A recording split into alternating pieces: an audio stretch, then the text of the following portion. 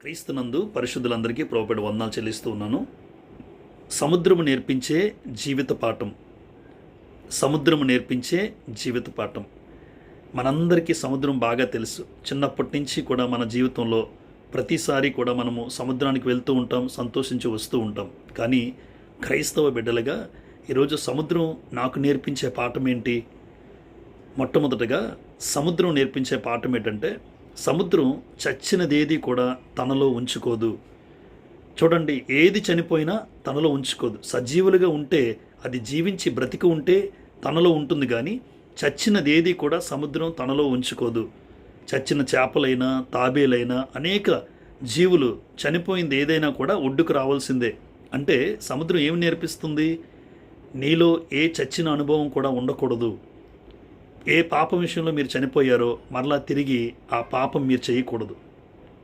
ఒకప్పుడు త్రాగావు, ఒకప్పుడు తిరిగావు, జోదమాడావు, వ్యభిచారం చేసావు, ఈర్ష, అసూయ, ద్వేషము సమస్తము కలిగి ఉన్నావు. కానీ ఏ రోజైతే క్రీస్తు ప్రభువు ద్వారా రక్షణ పొందుకున్నావో ఆ రోజు తీర్మానం చేసుకున్నావు, నేను పాపం విషయమై చనిపోయాను. మరి చనిపోయిన పాపం మరలా నీలో బ్రతుకుందా? సముద్రం నేర్పిస్తుంది, చచ్చినదేది తనలో ఉంచుకోదు. ఈరోజు నేను కూడా చచ్చిన అనుభవాలు ఏది కూడా నాలో ఉండకూడదు.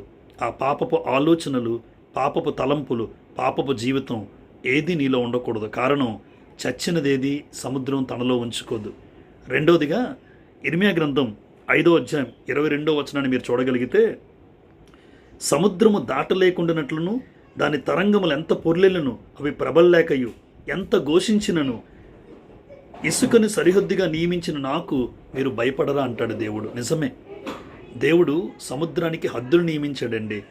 ఎంత సముద్రమైనా, ఎంత పెద్ద అలలతో వచ్చినా గమనించండి, ఒడ్డు దగ్గరకు వచ్చేసరికి ఇసుక ఏదైతే సరిహద్దుగా దేవుడు వేశాడో ఆ ఇసుకను దాటదది. దాని అర్థం ఏంటి అంటే, హద్దుల్లో సముద్రం ఉంటుంది. సృష్టి యావత్తు కూడా హద్దుల్లో ఉంది. ఈరోజు క్రైస్తవ బిడ్డలుగా దేవుడు నియమించిన ఆజ్ఞలను బట్టి నేను హద్దుల్లో జీవిస్తున్నానా? హద్దులు మీరి ప్రవర్తిస్తున్నానా? ఆలోచించండి. ఆయన ఆజ్ఞను తిరస్కరించామంటే అర్థం ఏంటంటే, హద్దు దాటి ప్రవర్తించాం. సముద్రం నేర్పిస్తుందండి, ఇసుకను సరిహద్దుగా వేసిన దేవునికి అది లోబడుతుంది. హద్దులు మీరి ఎప్పుడూ సముద్రం ప్రవర్తించదు. ఒకవేళ దేవుడు అనుమతిస్తే సునామీ రూపంలో వస్తుంది తప్ప హద్దులు దాటి ప్రవర్తించలేదు. ఈరోజు క్రైస్తవుడిగా చచ్చినదేది నీలో ఉండకూడదు, నెంబర్ 1. రెండోదిగా హద్దులు దాటి ఎప్పుడూ ప్రవర్తించకూడదు. ఇదే సముద్రం మనకు నేర్పించే అద్భుతమైనటువంటి జీవిత పాఠం.